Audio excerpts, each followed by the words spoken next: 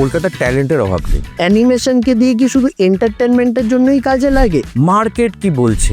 আমাদের ব্রেন 10টার বেশি ইমেজ 1 সেকেন্ডে প্রসেস করতে পারে না। খুব ইম্পর্টেন্ট টার্ম ইউজ করলেন, এআই এর কথা। হ্যাঁ, কম্পিউটার এআই নয়। আমাদের সাথে আজকে রয়েছে এই পডকাস্টে অ্যানিমেশন জগতের একজন খুবই বিখ্যাত নাম, মিস্টার শুভ্র চক্রবর্তী।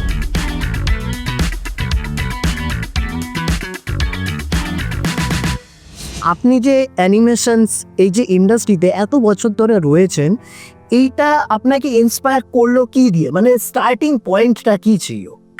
এটা বলা যেতে পারে কিছুটা ফেলিয়ার থেকে। আচ্ছা।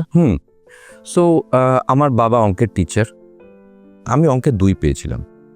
সো এই ফেলিয়ারটা আমাকে খুব ভীষণভাবে একটা আঘাত দিয়েছিল যে একাডেমিক লাইনে তো আমার কিছু হওয়ার নয়।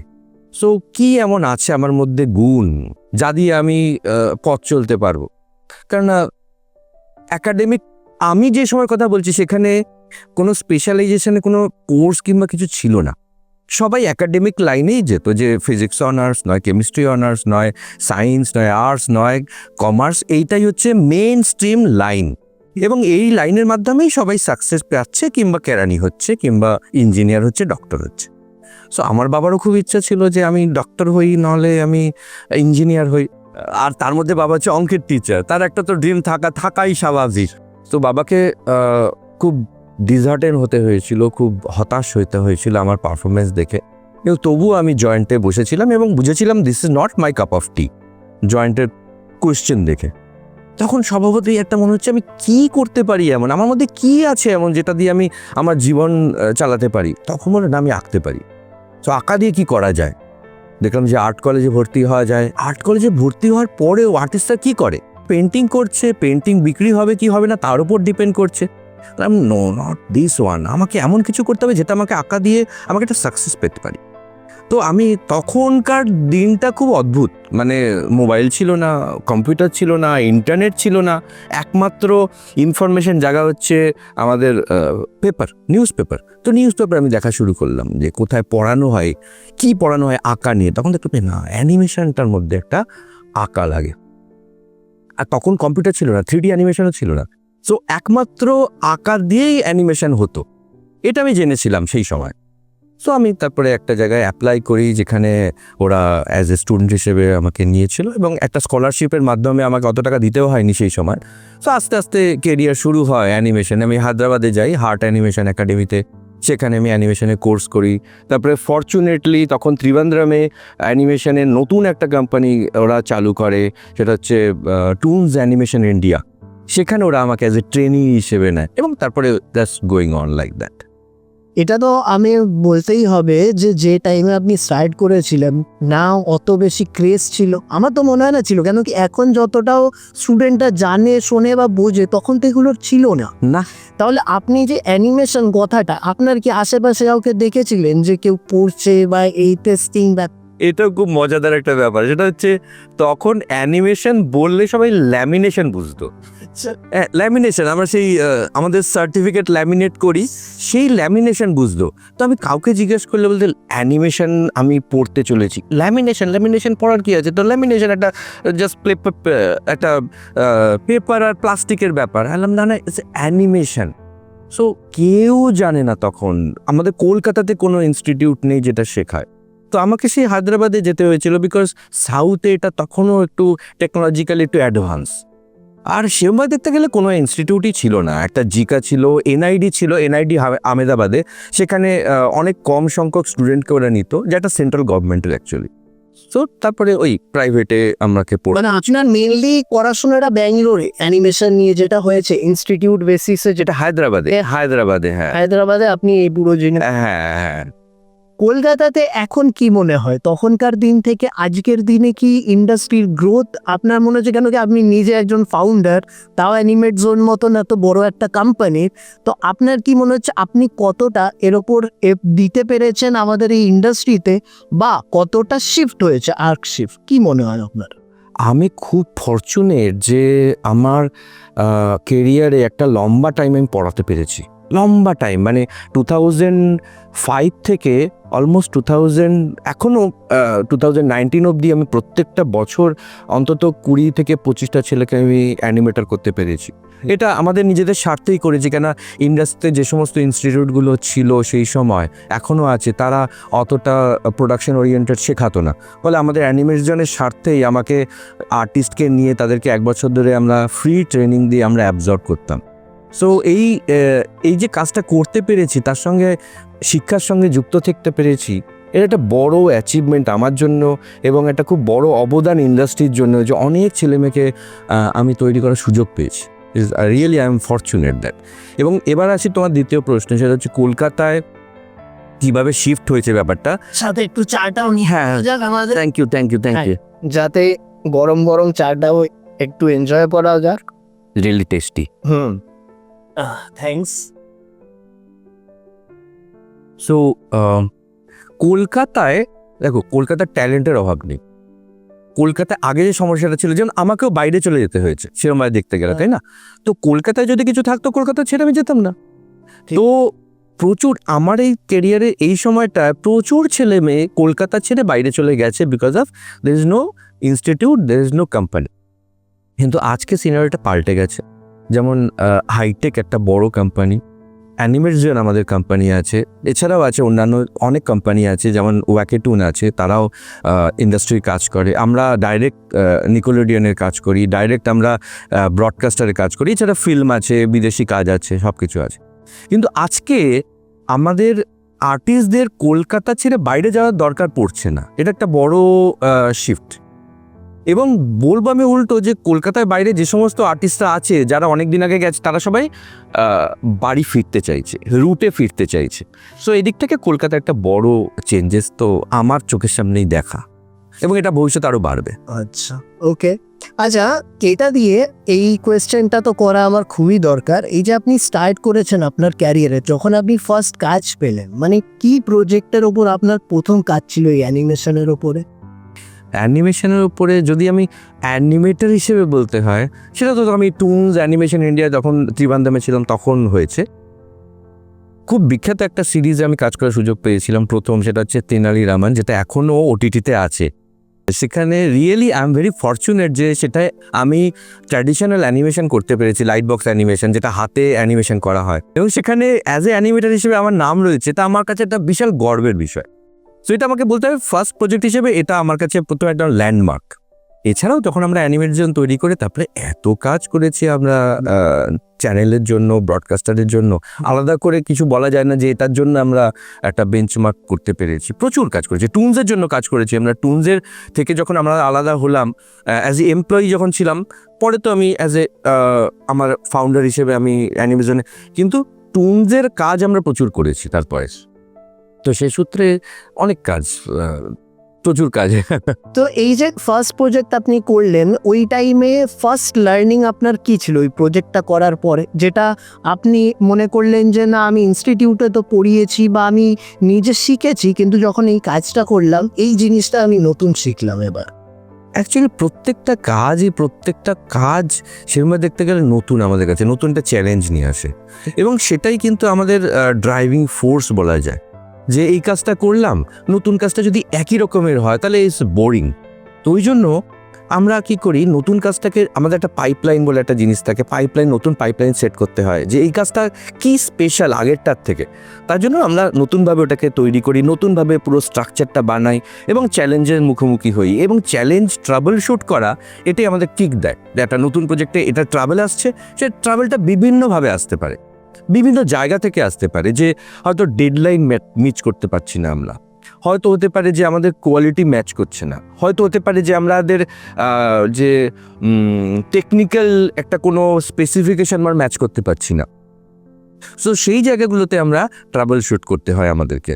তো এটা একটা বড় চ্যালেঞ্জিং ব্যাপার প্রত্যেকটা প্রজেক্টের ক্ষেত্রেই। ওকে, আচ্ছা, এই যে ইন্ডাস্ট্রিটা রয়েছে অ্যানিমেশনের, এর ভিতরে অনেক কিছু কমপ্লেক্স জিনিসও রয়েছে, অনেক কিছু সিম্পল জিনিসও রয়েছে, কিন্তু পুরো এই অ্যানিমেশনটার পার্টটাকে যদি আমাকে, যেমন তো আমাদের দর্শক সব রকম এজ গ্রুপের থাকে, তা আমি যদি বলি যে একটা বাচ্চাকে, একটা 10 বছরের বাচ্চাকে যদি বোঝাতে হয় যে অ্যানিমেশন জিনিসটা কি, তাহলে আপনি কি বলে সেটাই বোঝাতে পারবেন যাতে আমাদের ভিউয়ার্সরা সবাই খুব ক্লিয়ারলি বুঝে যায় যে হোয়াট ইজ অ্যানিমেশন?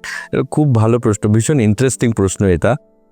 একটা কথা বলে রাখি, 10 বছরের বাচ্চা কিন্তু আর বাচ্চা নেই, হ্যাঁ। এটা কিন্তু তুমিও স্বীকার করবে। হ্যাঁ, আমি 10 বছরের বাচ্চার কথায় আসছি না, ও। আমি জেনারেল ভাবে বলছি, একটা নভিস, একটা লেম ম্যানকে আমি কিভাবে বোঝাবো যে অ্যানিমেশনটা কি। So animation is a film, আর live action is a film. তো ফিল্মের কথাই আমরা যদি বলি তাহলে দুটোই ম্যাচ করে যায় এখানে। তো আমরা বোঝাবো যে ইজ এ ইলুশন, অ্যানিমেশন কিংবা ফিল্ম ইজ এ ইলুশন। এই ইলুশনটাকে আমরা ক্রিয়েট করি ফর আওয়ার ওন এন্টারটেনমেন্ট। কথাটা শুনতে এরকম লাগছে বটে, বাট এটা যদি আমরা একটু ডিপে যাই তাহলে জিনিসটা এরকম হবে যে আমাদের ব্রেন কিছু জিনিস প্রসেস করতে পারে, কিছু জিনিস প্রসেস করতে পারে না। এটা আমরা অনেক দিন আগে থেকেই মানুষরা বুঝে গেছে, এবং সেই যে ক্যাপাসিটি, সেই ক্যাপাসিটিটাকে ধরে আমরা এন্টারটেনমেন্ট করে এসেছি এতদিন ধরে। আমাদের ব্রেন 10টার বেশি ইমেজ 1 সেকেন্ডে প্রসেস করতে পারে না। তো 1 সেকেন্ডের মধ্যে যদি 10টা ছবি আসে, তাহলে সে ইন্ডিভিজুয়ালি বুঝতে পারছে আমার কাছে 10টা ছবি আছে। কিন্তু যদি 25টা ছবি আসে, সে আর প্রসেস করতে পারে না। সেটা ওর কাছে একটা ইলুশন তৈরি হয় যে something is going on, is not individual picture. এইবার এটা যদি র্যান্ডাম হয়, র্যান্ডাম ছবি হয়, তাহলে কি হবে? টাক টাক টাক টাক টাক টাক টাক টাক করে হল, তার মধ্যে কোনো আমি কিছু পাচ্ছি না। কিন্তু যদি এটা র্যান্ডাম না হয়, একটা প্যাটার্ন হয়, তাহলে আমি প্যাটার্নটাকে ফলো করব। এই প্যাটার্নটাই হচ্ছে অ্যানিমেশন, এই প্যাটার্নটাই হচ্ছে ফিল্ম। মানে আমি তোমাকে যদি বলি হাত, এই দেখো আমি হাত পুরো আমার আঙুলগুলোকে দেখতে পাচ্ছ, কিন্তু যদি আমি ফাস্ট নাড়ি তুমি কিছু দেখতে পাচ্ছ না, একটা প্যাটার্ন দেখতে পাচ্ছ, একটা ব্লার দেখতে পাচ্ছ। So that is the science behind the film, science behind the animation. এইবার আমরা যদি লাইভ অ্যাকশনে যাই, লাইভ অ্যাকশনে এই কাজটাই করে আমাদের অ্যাক্টর অ্যাক্ট্রেসেসরা, যারা ফিল্মের সামনে যারা অ্যাক্টিং করে। অ্যানিমেশনে লাইভ অ্যাকশনের লোকজন নেই, আমরা সেটাকে ড্রয়িং কিংবা ক্যারেক্টার দিয়ে তাকে দিয়ে অ্যাক্টিং করাই, আর কোনো পার্থক্য নেই, একই জিনিস। খুব ইন্টারেস্টিং আপনি জিনিসটা বললেন, যে যেরমভাবে আপনি বোঝালেন, আমার মনে হয় আমাদের যতজন ভিউয়ার্সরা তোমরা দেখছো খুব ইজিলি এবার বুঝতেই পারছো যে অ্যানিমেশনটা কি বা কীরকমভাবে কাজ করে। আচ্ছা, এর মধ্যে তো আমরা অনেক রকম নামও শুনে থাকি, যেমন 2D অ্যানিমেশন, 3D অ্যানিমেশন। অনেকে এই জিনিসগুলোকে নিয়ে কাজও করছে বা জানেও, কিন্তু এর মধ্যে মেজর ডিফারেন্স কি, আর এটা কোন টাইমে কীরকম করা দরকার, যদি এটা একটু এক্সপ্লেন করে। অবশ্যই এটা নিয়ে খুব কনফিউশনও তৈরি হয় মানুষের মধ্যে, যারা নতুন আসছে, যারা নতুন স্টুডেন্ট আসছে, আমার কি করা উচিত, মার্কেট কি বলছে, মার্কেট অনুযায়ী আমাকে মার্কেট কি বলছে, আমি এটা পরে কি হবে। তো এই কদিন আগেও আমি একটা সেমিনারে গেছিলাম, স্টুডেন্টদের সঙ্গে কথাবার্তা বলছি, তো ওরাও একই প্রশ্ন যে মার্কেটে কি চলছে, সেটা আমি প্রশ্ন। কিন্তু আমি ওদেরকে একটা কথাই বলি যে মার্কেটের কথা ভুলে যাও, মার্কেট তো পরে আসবে, আগে তো তোমার প্যাশন, তোমার কি করতে ভালো লাগে সেটা তুমি করবে, এবং এটা করার পরে আপনি আপ তোমার পাথ খুলে যাবে, আপনি আপ তোমার ডোর খুলে যাবে, তুমি নতুন একটা দিগন্ত দেখতে পাবে তোমার প্যাশন অনুযায়ী। So 2D animation, 3D animation, এগুলো বিভিন্ন মাধ্যম অ্যানিমেশনের, কিন্তু বেসিক যেটা আমাদের, যেটা অ্যানিমেশনের কোর, সেটা হচ্ছে 2D অ্যানিমেশন। ওকে, এই 2D অ্যানিমেশনটা যদি সবাই জানে, তাহলে সে 3D অ্যানিমেশন করুক, কি 2D অ্যানিমেশন করুক, কি স্টপ মোশন অ্যানিমেশন করুক, কি সে মোশন গ্রাফিক্স করুক, যে কোনো ধরনের অ্যানিমেশন করুক না কেন, তার বেসিকটা সে খুব স্ট্রংভাবে এখানে অ্যাপ্লাই করতে পারবে, এবং তার কাছে কোনো একটা জায়গা স্টপ হয়ে যাবে না। কিন্তু যদি একটা বেসিক অ্যানিমেশন, 2D অ্যানিমেশন না থাকে, তার গ্রোথ একটা জায়গায় সে স্টপ হয়ে যাবে, বিকজ তার ভিতটা স্ট্রং নয়। এই জন্য অ্যানিমেশন আর এন্টারটেনমেন্ট এই কথাটা সবসময় কানেক্টেড থাকে, কেন কি ওটা দিয়ে আমরা এন্টারটেনমেন্ট ক্রিয়েট করছি। তো এই দুটোর মধ্যে মানে মেজরলি ডিফারেন্স কিভাবে করা যাবে? স্পেসিফিক্যালি যদি আমি বলি অ্যানিমেশনকে দিয়ে কি শুধু এন্টারটেনমেন্টের জন্যই কাজে লাগে কি না, বা এই যে ফিল্মস বলি বা আলাদা আলাদা আমরা কমিক সিরিজ বলি, এর ভিতরে আমরা অ্যানিমেশন তো দেখেই থাকি, কিন্তু ওর মধ্যে কি শুধুই অ্যানিমেশন থাকে নাকি অ্যানিমেশনটাই এমন একটা জিনিস যেটা ছাড়া ওগুলো পসিবলও না? তো এই যে দুটোর একটা কোরিলেশন, এটার ব্যাপারে আপনার কি মানে ধারণা বা কি মনে হয় যে অ্যানিমেশন আর এন্টারটেনমেন্টটা কি একসাথে কানেক্টেড? খুব সুন্দর প্রশ্ন এটাও, এটা নিয়েও কনফিউশন তৈরি হয় মানুষের মনের মধ্যে যে অ্যানিমেশন আর এন্টারটেনমেন্ট। অ্যাকচুয়ালি মানুষ সবসময় এন্টারটেন হতে চেয়েছে, সে সুদূর অতীতকাল ধরে এন্টারটেন হতে চেয়েছে, ছবি এঁকেছে, সিরিজ অফ ছবি এঁকেছে। মানে আমি যদি 5,000 বছর আগেও দেখি, তাদের মধ্যেও একটা টেন্ডেন্সি ছিল কিছু একটা তৈরি করে আমি এন্টারটেন হই। আমি নিজের, হয়তো তাদের উপকরণ নেই, হয়তো তাদের টেকনোলজি নেই, কিন্তু তবুও কিছু একটা তৈরি করার চেষ্টা করেছে। বাট এই যুগে, আজকের যুগে আমি যদি দেখি, অ্যানিমেশনটা একটা জাস্ট মিডিয়াম।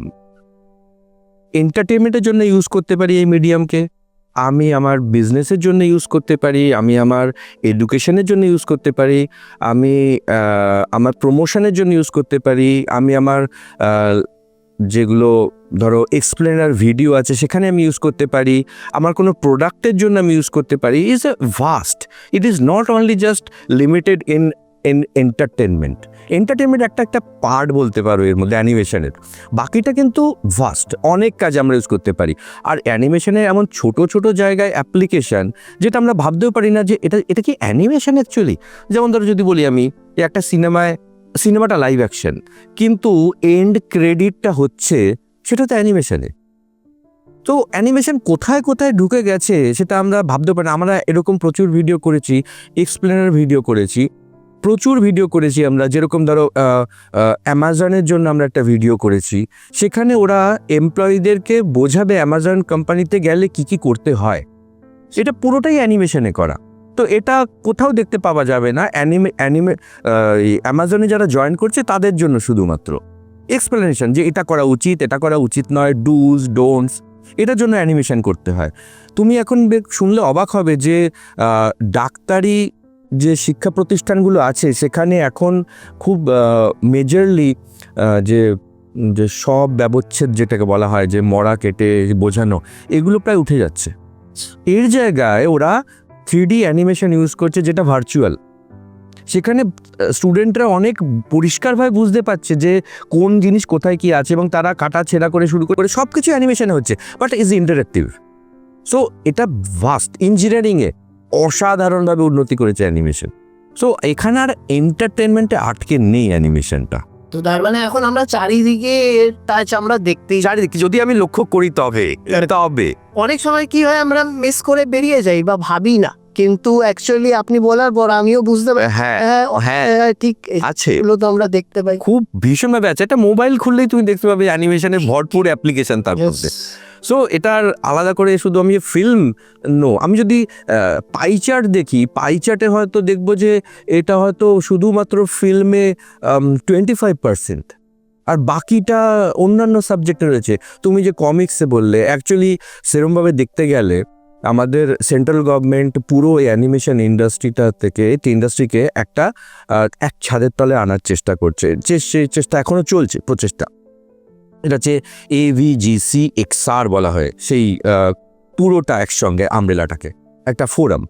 সেই ফোরামের মধ্যে আছে animation, A for animation, V for VFX, যেটা আমাদের লাইভ অ্যাকশনে আমরা দেখি VFX, G ফর গেমিং, যেটা তো এখনও তুমি বলোইনি গেমিং সম্বন্ধে। গেমিং তো ভাস্ট অ্যাপ্লিকেশন অ্যানিমেশনে, বাচ্চারা থেকে বুড়োরা সবাই গেম খেলছে। এবং C ফর কমিক্স।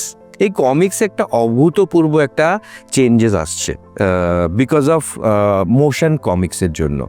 এখন আমরা আর হয়তো বই কমিক্স দেখবো না, আমরা মোবাইলে অ্যাজ এ রিল হিসেবে কমিক্স দেখছি। হ্যাঁ, মানে রিল হিসেবে পাতার পর পাতা যাচ্ছে, এবং সেখানে হয়তো ছোট্ট অ্যানিমেশন আছে, যে হয়তো যে চ্যাট বক্সটা আছে সেটা অ্যানিমেশন হলো, কিংবা ওর চোখের থেকে তো একটা জল পড়লো, সেটা আমাদের তখন মনে হবে যেটা একটা লাইভ অ্যানিমেশনের মতো, মানে বইটা নেই। এটা একটা বিশাল বড় চেঞ্জেস আসছে কমিক্সের দুনিয়ায়। আচ্ছা, অনেকে আমাদের ভিউয়ার্সদের মধ্যে এটাও রয়েছে যারা অনেকে অ্যানিমেশন শিখতে চায়, এর এন্ড টু এন্ড প্রসেসটা কি এক্সপ্লেন করা পসিবল? যদি আমি বলি যে আমরা স্টার্ট করছি কিরকম ভাবে আর এন্ড করছি কিভাবে, মানে অ্যানিমেশন যদি শিখতে হয় তো তার এন্ড টু এন্ড একটা প্রসেস বা একটা ওয়াক থ্রু দিলে খুব ভালো। এটা খুব বড় একটা প্রশ্ন এবং খুব লম্বা প্রশ্ন, উত্তরটা খুব লম্বা হবে। হ্যাঁ নিশ্চয়ই। হ্যাঁ, কেননা এটা স্টুডেন্টদের, যারা নতুন স্টুডেন্ট আসছে, আজকালকার মা বাবাদের আমি প্রশংসা করব, ভীষণ প্রশংসা করব, তারা খুব অ্যাওয়্যার এবং তারা বুঝতে পারছে যে তাদের ছেলেমেয়েরা হয়তো একাডেমিক ওয়াইজ অত ট্যালেন্টেড নয়, কিন্তু তারা হয়তো এইটা করতে পারবে, তারা হয়তো এটা ভোকেশনাল ট্রেনিং হিসেবে তারা নিচ্ছে। তো এটাতে আমি মা বাবাদের খুব প্রশংসা করবো এই কারণে যে তারা অন্তত ছেলেমেয়েদের সাপোর্ট করছে। তো আমি সবার জন্য বলবো যে আগে দেখতে হবে যে আমার মধ্যে কি ক্রিয়েটিভ একটু ফ্লেয়ার আছে, আমি কিছু ইমাজিন করতে পারি। এই ফ্লেয়ারটা যদি আমার মধ্যে থাকে তাহলে I am in the right track. এটা প্রথম শর্ত, যে আমাকে ইমাজিনেটিভ হতে হবে, আমাকে ক্রিয়েটিভ হতে হবে। Is not clerical job. আমি ক্ল্যারিক্যাল জবকে অপমান করছি না, but is not clerical job. এটা 9টা-5টা ডিউটি নয়। অ্যানিমেশনটা একটা প্যাশনের ব্যাপার। এখানে সারাদিন ধরে দরকার হলে কাজ করতে হতে পারে। এখানে হয়তো মাঝখানে আমার কাজ করতে ইচ্ছাই করলো না, আমি হয়তো মেবি একটা সিনেমা দেখলাম। আমরা সেই সুযোগও রাখি আমাদের স্টুডিওতে, যে কেউ হয়তো সিনেমা দেখছে, সিনেমাটা তার কাজেই লাগবে পরে, হয়তো তারখন হয়তো সে অ্যানিমেশন করতে ইচ্ছা করে, তার মাথা জ্যাম হয়ে গেছে, এরকম হয় ক্রিয়েটিভ কাজে। সো অ্যানিমেশনের যদি টোটাল প্রসেসটা বলি, আমি আমাকে বলতে হবে, ভাবতে হবে যে তার ক্রিয়েটিভ ফ্লেয়ারটা আছে, তার ইমাজিনেটিভ ফ্লেয়ারটা আছে, সে কিছু বানাতে চায়, করতে চায়, সে কিছু থিঙ্কিং করতে চায়, এবং এটাকে সাপোর্ট করবে হচ্ছে ড্রয়িং। তাকে ড্রয়িং জানতে হবে, শিখতে হবে। সবাই আর্টিস্ট নয়, কিন্তু প্র্যাকটিসটা খুব জরুরি। তার জন্য সে যেন অন্তত স্কেচ করতে পারে, ড্রয়িং করতে পারে, হতে পারে ভুল, হতে পারে হয়তো ঠিক নয়। এবং এরপরে যখন অ্যানিমেশন কোর্সের ব্যাপারে আসছি আমি, সেখানে একটা পাইপলাইন থাকে অবশ্যই, সেই পাইপলাইন অনুযায়ী শিখতে হয়। আমাদের অ্যানিমেশন প্রসেসটা টোটালটাতেই উপরে থাকে একটা স্ক্রিপ্ট। আমাদের একটা স্ক্রিপ্ট লিখতে হয়, যেটা লাইভ অ্যাকশনেও থাকে। এই স্ক্রিপ্টের পরে আসে ডায়লগ। মানে যদি ধরো তুমি কথা বলছি, তো এই কথাগুলো আগেই স্ক্রিপ্টে লেখা থাকে। সেই স্ক্রিপ্টের লেখা অনুযায়ী ডায়লগ যে দেবে, সে আর্টিস্টকে চুজ করতে হয় আমাদেরকে। সে ছেলে না মেয়ে, না কিসি অ্যানিমেলের কথা বলছে, না কি সে এলিয়েন, যেভাবেই হোক না কেন, সেটা তার স্পেসিফিকেশন থাকে। সেই অনুযায়ী ভয়েস ওভার আর্টিস্ট সে ডাব করে, সে ভয়েস দেয়। সেই ভয়েস রেকর্ডিংটা তখন আমাদের কাছে আসে। আচ্ছা, সেইটা শুনে আমরা স্ক্রিপ্ট দেখে আগে একটা তার ব্লু প্রিন্ট বানাই, যেটাকে আমরা বলি স্টোরি বোর্ড। সেটা ভিজুয়াল, এটাকে বলে ভিজুয়াল ব্লু প্রিন্ট অ্যানিমেশনে। এই ব্লু প্রিন্ট অনুযায়ী তারপরে নেক্সট লেভেলে আসে, সেটা আমরা ডিটেলসে যাই। এবার ব্লু প্রিন্টার থেকে সেটা হচ্ছে ডিটেল ড্রয়িং। অ্যানিমেশনের জন্য সেপারেট করে দেওয়া হয়, যে ক্যারেক্টারটা মুভ করবে তাকে প্রচুর ড্রয়িং করতে হয়, তার জন্য তাকে আলাদা লেয়ারে নিয়ে গিয়ে তাকে আমরা মুভ করাই। আর যে ধরো এই পেছনে আমাদের যে ড্রয়িংটা আছে, যে ব্যাকড্রপটা আছে, সেটা তো মুভ করছে না, সেটাকে আমরা আলাদা লেভেলে নিয়ে চলে যাই। সেটা তো লেআউট ডিপার্টমেন্টে যায়, তারপরে সেটাকে কালার করতে হয়, সেটা ব্যাকগ্রাউন্ড ডিপার্টমেন্টে যায়, তারপরে আবার সেটাকে আমরা মার্চ করি কম্পোজিটিং ডিপার্টমেন্টে। তো এতগুলো ডিপার্টমেন্ট আছে 2D, শুধু 2D সেকশনেই। 3D পুরো আলাদা। 3D পুরো আলাদা। 3Dতে শুধু কমন আছে script, sound, story board, character design অবধি। তারপরে 3D পাইপলাইনটা আলাদা হয়ে যায়, বিকজ এটা কম্পিউটার জেনারেটেড পুরো মডেল তৈরি করা হয়, সব কিছু কম্পিউটার জেনারেটেড করা হয়, আর এটা হাতে এঁকে তৈরি করা হয়। এখানে পার্থক্যটা চলে আসে, আচ্ছা, বাট প্রসেসটা অলমোস্ট সেম। তাহলে মানে অ্যানিমেশন যতটা আমরা দেখে ভাবি যে আচ্ছা এটা তো একটা মুভমেন্ট হয়ে একটা কাজ হচ্ছে, পিছনে এগুলোর এতগুলো স্টেপ হয়ে তারপর ওই জিনিসটা আমাদের সামনে ক্রিয়েট। হ্যাঁ, ভীষণ কমপ্লিকেটেড পদ্ধতি রয়েছে। এই পদ্ধতিটা শিখতে হবে, যেখানে যে ইনস্টিটিউটটা শেখায় সেটা তারা এগুলো শেখায়। আচ্ছা, মানে একটা স্টুডেন্টকে যদি অ্যানিমেটর হতে হয় তাকে এই পুরো কনসেপ্টটার উপর বুঝতে হবে আর সেই অনুযায়ী কাজ করতে হবে। হ্যাঁ, এবং সেই স্টুডেন্টরা নিজেই বুঝতে পারবে যে আমি কোন ডিপার্টমেন্টে খুব ভালো।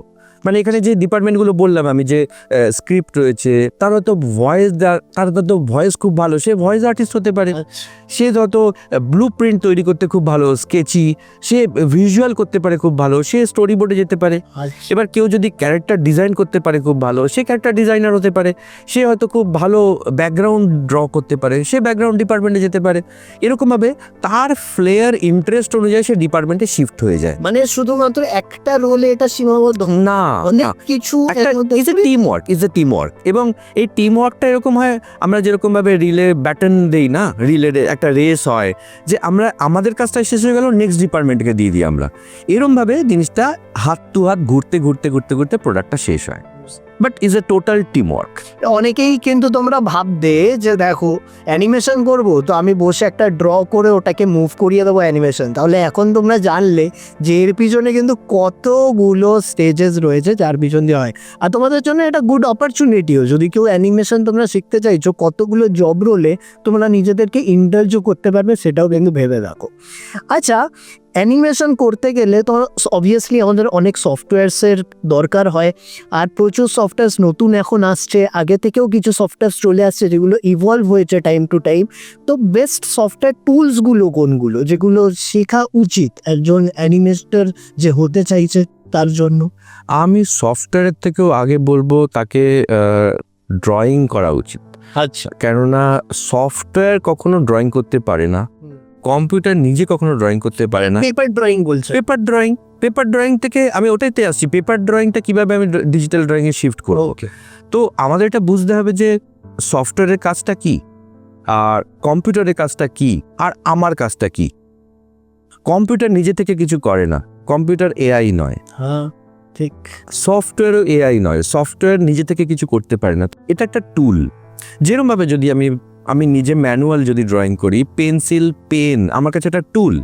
পেন্সিল পেন নিজে ড্রয়িং করতে পারে না, কার ওপরে ড্রয়িং করছি? পেপারের ওপরে। পেপার নিজে ড্রয়িং করতে পারে না।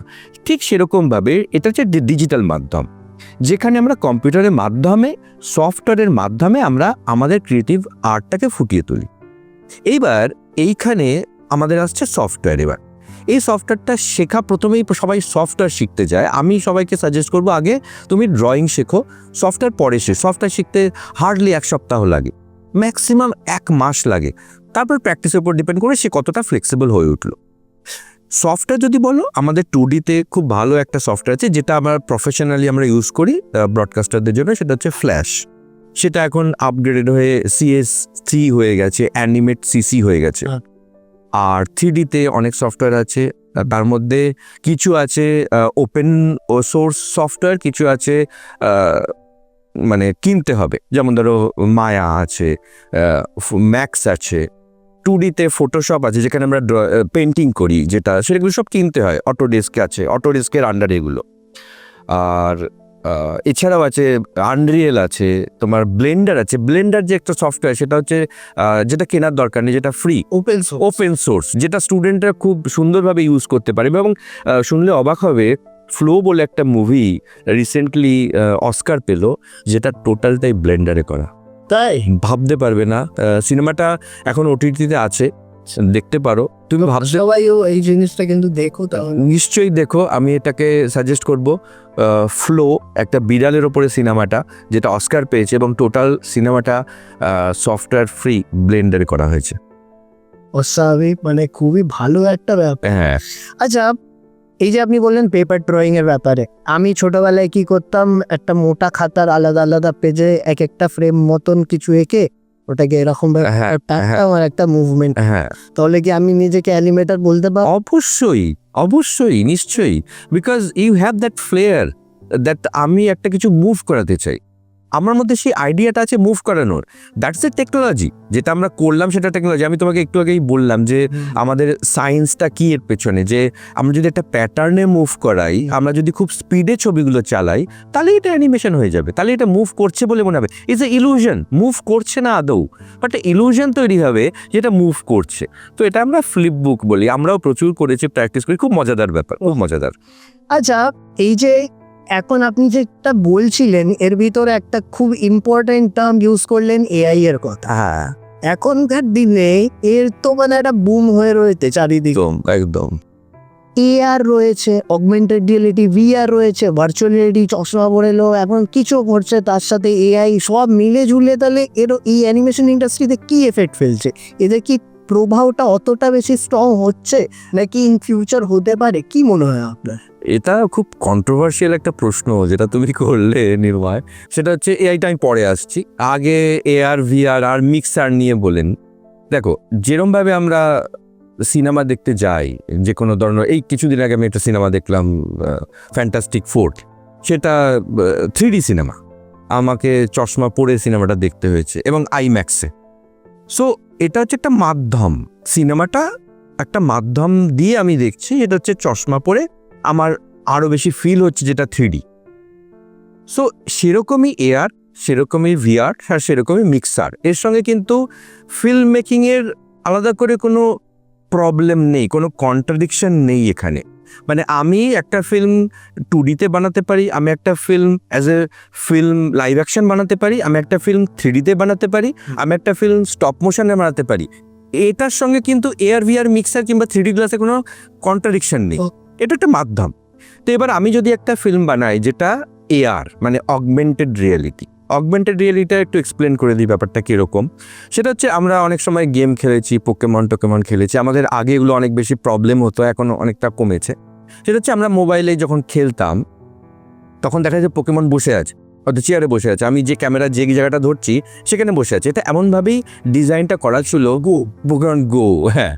তো লাইভ ছবির মধ্যে ওরা রয়েছে, সেই পার্সপেক্টিভেই রয়েছে। আমি হয়তো ক্যামেরাটাকে উপরে করলাম তো উপরে রয়েছে, নিচে করলাম তো নিচে রয়েছে, সেই পার্সপেক্টিভে রয়েছে। So is a augmented রিয়ালিটিটা।